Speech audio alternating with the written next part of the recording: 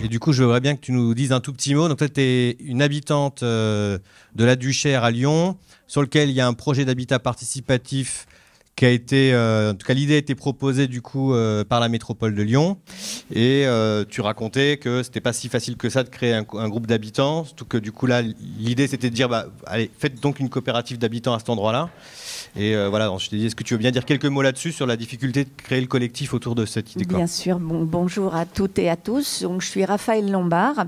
Il y a à peu près un an, j'ai entendu parler de ce projet d'habitat participatif à la Sauvegarde. Moi, j'habite Balmont en logement social.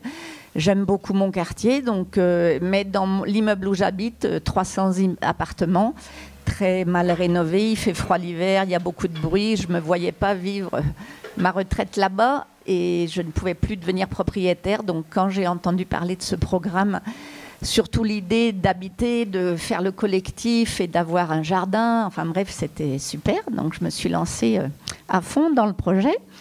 Simplement, nous, c'est un petit peu particulier. On n'est pas en collectif déjà, mais on a le terrain. On est très aidés par la métropole, la SERL, la mairie de Lyon 9e. Donc, ils veulent vraiment faire ce projet-là. Mais maintenant, ils cherchent les habitants.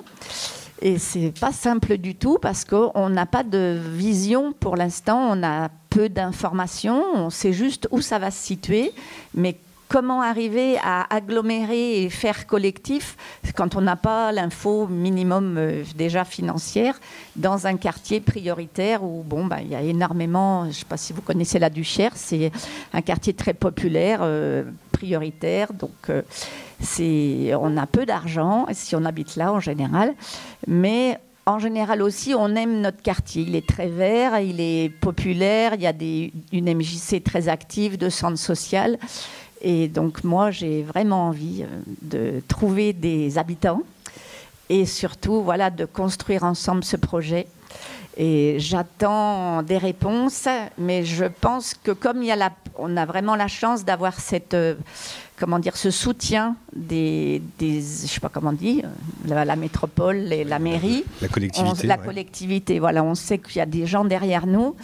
Et c'est pour ça qu'il ne faut pas laisser passer cette chance et il faut que j'arrive à trouver des habitants et trouver des réponses pour les attirer. Et donc, une des difficultés, c'est le fait qu'il y a pas mal de gens qui peut-être pourraient être intéressés, mais qui se disent qu'il va falloir payer et j'ai pas l'argent pour. L'apport personnel, on ne sait pas combien, mais on sait qu'il va falloir en porter un sans être vraiment propriétaire. Donc, j'ai souvent des questions, mais pourquoi je payerais si je ne suis pas propriétaire? Et je ne sais pas quoi répondre parce que c'est vrai qu'il y a tellement de possibilités.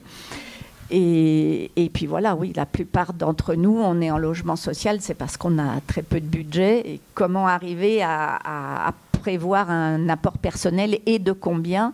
Et tout ça, voilà, j'espère que j'aurai des réponses assez rapidement pour justement commencer et continuer les réunions publiques que j'essaye d'animer pour attirer du monde. Et je voudrais surtout pas que ce projet capote, donc il faut que j'y arrive. Ça va marcher. Et voilà, puis c'est un chouette endroit, très vert, vivant, agréable. Et nous, on est passé de 22 000 habitants à 9 000 habitants maintenant à la Duchère. Donc c'est vraiment un endroit qui devient sympa à vivre, mais qui pâtit de sa réputation depuis des années. C'est très compliqué de changer une mauvaise réputation. Mais bon, voilà.